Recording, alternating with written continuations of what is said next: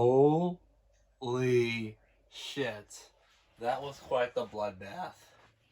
Seriously. Wow. Wow, wow, wow. Hello everybody, this is EdPack coming to you with the first of many movie reviews I'll do in the future. Welcome to a new series titled EdPack Reviews, where I, basically review not just movies, but TV series as well. Especially when it comes to streaming series. So, yeah. Stay tuned for more episodes this episode's I think Scott Pilgrim takes off in the future. Since I'm currently binging the show at the moment, as of right now, as of Monday, November 20th, I believe, I'm currently about to watch episode 3, so I'm a little behind on the show. It's because I had shit to do in my I had shit to do in my real life. So yeah, so I get to, since fittingly this is the week of Thanksgiving, I get to do more videos, and also, ironically enough, just so happens that yesterday I went with my brother and my cousin to go see Thanksgiving. So sorry, Sophie knows that's why I sound like this. It's probably allergies. We're in the fall, I usually get seasonal allergies. Kind of affects my nose a lot. So yeah. So, what did I think about Thanksgiving? Well, let's talk about it, shall we? So, the film centers around these high schoolers that were trying to, they were involved in this madness, like Black Friday madness on Thanksgiving night. Basically, the mall, basically this Walmart, this Walmart knockoff just opens really a bunch of asshole shoppers want really get in on the shopping, and basically the main protagonists just a group of high schoolers to sneak in to grab the just wanted to buy a smartphone, and basically they get in because the protagonist's father owns the Walmart knockoff store, which I'm gonna call it reminds me of Walmart, so I'm just gonna call it Walmart. So I know it's not really Walmart. It's I think it's called Right Mart, I believe. But and also right now I just want to say that what follows next contains spoilers, because shit, I forgot to mention that at the beginning. But if you're so yeah, what follows is spoiler territory. So if you don't want to be spoiled, you want to go see the movie, go ahead. And I don't blame you. And if you see the movie or just don't want to see it and just want to stick around anyway, go right ahead, be my guest. If you want to see it, I suggest you stop watching this video at this point and just go see the movie. This is your last warning. Spoiler warning in 5, 4, 3, 2, 1, 0. Well, you made it. Now to spoil this whole motherfucker. So, anyway, so basically because there's a big, huge, gory pandemonium Black Friday. Basically, a lot goes on at Black Friday. It's this gore fest. It's a huge gore fest. And a year later, it's someone under the John Carver persona. John Carver, who pioneered Thanksgiving. He basically was someone basically the whole point of the film was someone going around disguised as John Carver, killing, basically just killing them in Thanksgiving ways, and serving them are fittingly for as them, like, you know, dead Thanksgiving guests. You know, I'm trying to think of a perfect word to describe it.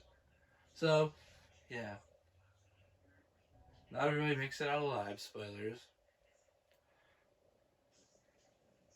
The film really kept me on my feet. It was boring. I'll have to tell you right now, the film really kept me on my toes throughout the whole film.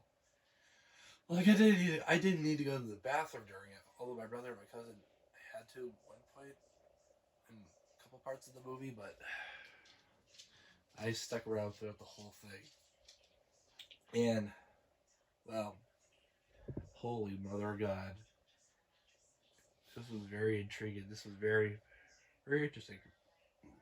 So basically, sorry, still got the cough still. Anyway, so the whole point of this film is about revenge, right?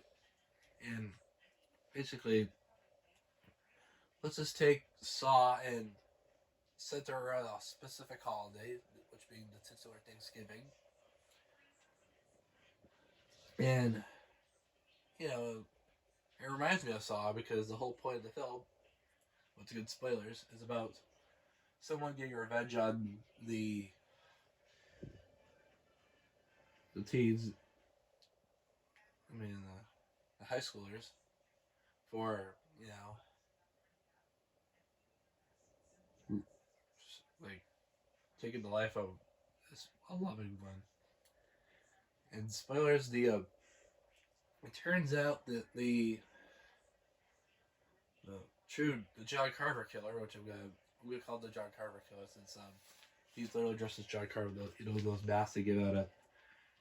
They these masks, John Carver masks they get the Jenner gave out. So, and it turns out that John Carver killer, his first victim was the bitchy waitress. You know, I think her name was Kathleen was the mother, but no. Elizabeth, yeah, the bitchy waitress named Elizabeth. She was the John Carver killer's first victim, and basically, let's just say all the people the John Carver killer murdered. Basically, they murdered those who wronged them in very gruesome and very gory detail. Like there's another time where you know, one of the security guards, a big a fat security guard who's going on vacation to, I think, Brazil, I believe. I don't know. I forgot about. I only saw the film once. Last night. He was going on vacation of some sorts, but. And we'll follow. I mean, there's this part where John Carver killer kills him, and get this, the fat guy also, he owns a cat, right? And he has a pet cat. So John Carver killer kills him. He just decapitated him. And you want to know what the most adorable part of this whole scene is? And in fact, the whole film. He notices the cat and basically decides not to kill the cat. Thank the Lord. He just I apologize. I apologize for the background noise. Okay, so he puts the decapitated head in the duffel bag. The decapitated head of the fat security guard. And he leaves the rest of the body on the floor. The most adorable part is he decides not to kill the cat and just feeds him. He fed the cat. He made sure to feed the cat before leaving with the decapitated head of the fat security guard. Yeah. I forget the name. He was a security guard for the Walmart knockoff. Bless you. I apologize. Oh, God damn it. now my mother sneezes. They're interrupting the video. Damn it. And okay, so I apologize. My mother was sneezing. So I apologize for sneezing. Yeah, here, take it from her. Anyway, so yeah, isn't that cute or what? He decides not to let the cat get killed. Thank God. At least this guy. I'll give the John Carver killer this. At least he cares about animals. I mean, he decides to let the cat live by feeding it, and does the most responsible thing as like a supposed pet owner himself by feeding him and watering it. That was perhaps the cutest scene of the entire film, in my opinion. It's kind of genuine. Although the cat still has no owner now. His owner's dead. Yeah. I wonder who's going to take the cat in, like, possibly adopt it. Now that his owner's been decapitated. Anyway, I digress. So, yeah. Now we're getting to real spoiler territory. For those who here to stick around for... Anyway, hold on real quick. Just in case I don't get it. Just in case the loading screensaver comes up. YouTube usually does that sometimes. Anyway, so it turns out the John Carver killer this whole time was in fact a cop who sounded pretty creepy towards the beginning. I mean, I'll give it that. I mean, I love the foreshadowing earlier in the film that he sent. Yeah, if you saw the film, you know what he said, but she said he'll help them, the protagonist out, and I think her name is I forget the girl's name is the main character. I think her name's Amanda, I believe. I don't know. He told her that he'll help her out like this in the most menacing way possible. I think in the beginning, somewhere earlier in the film, but this the way he says it. I mean, at first we thought like, her ex-boyfriend Bobby was the killer. I mean, it looked like actually when I first saw the film, I actually thought Bobby was the John Carver killer. So, I mean, the way basically to say that he just after his head's been like, been stepped on and deformed, that he like became like a hermit, like stepped away from society. But it turns out that I actually figured that first thought that Bobby would be the killer, but it turns out that the cop, who is a terrible cop by the way, is the true John Carver killer, and he basically drugged Bobby and just like told him to keep all this a secret, I believe, and basically was responsible for all the killings. He even let the cops on a wild goose chase in order to track him down. In fact, one of the most disturbing scenes of the whole film, the infamous feast scene, let's call it. I'm not going to show you any clips. I mean, because the film hasn't been released on physical media yet, or I mean, seriously, it's. I apologize for my dog's barking in the background, but it's very gruesome. And if I show you any clips, they would be taken down for like committing guideline strikes or something. I mean, it's very disturbing. So it's a very disturbing film. Rated R. So what did you expect? And I didn't see the whole cop. Luckily for me, I didn't see the whole. I was not expecting the cop to be the main villain of the movie, the John Carver killer. Although, at least, you want to know what's. Remember when I said earlier in the video that his main motive is revenge? This cop actually had the reason why he was the John Carver killer. So,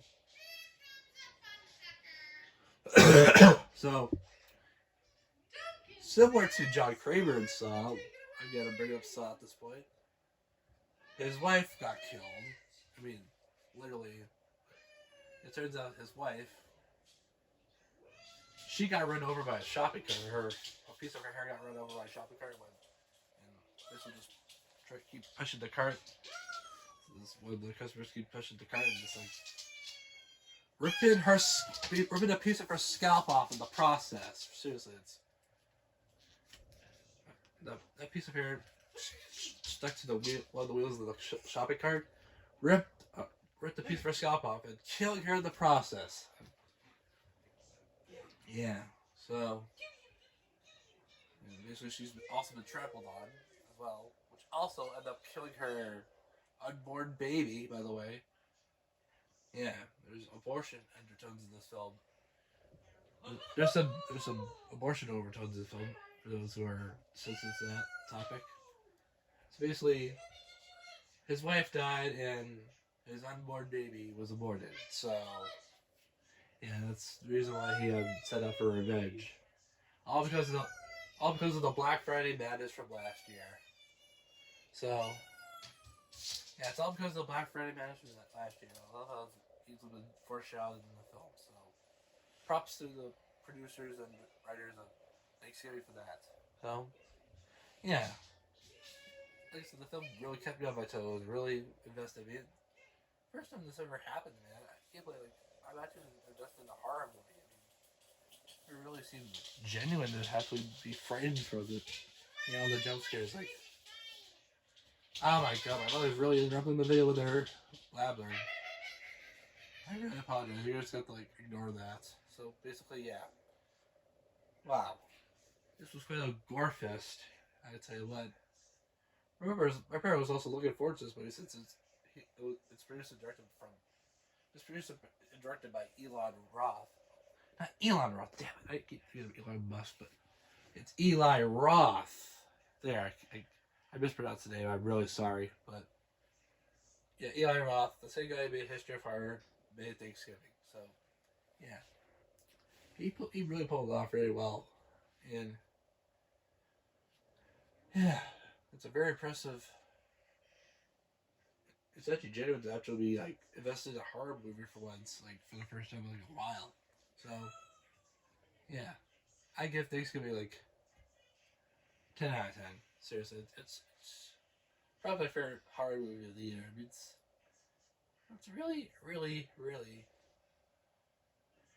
I mean, really kept me on my toes. It's not every day where a horror movie keeps little Epac here on his toes.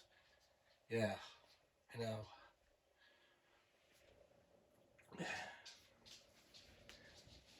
Yeah.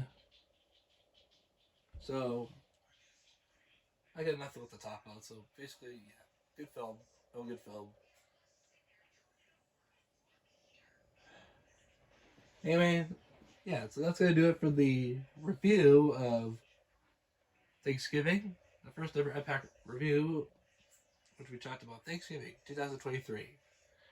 Anyway, if you haven't yet, go ahead and leave a comment, like, share, subscribe. Or black. Let me rephrase that. Like, comment, share, subscribe. Hit and turn the notification bell in case you want to be notified when I make a new video. Anyway, until next time, this is Epac swinging off to the sunset. Peace.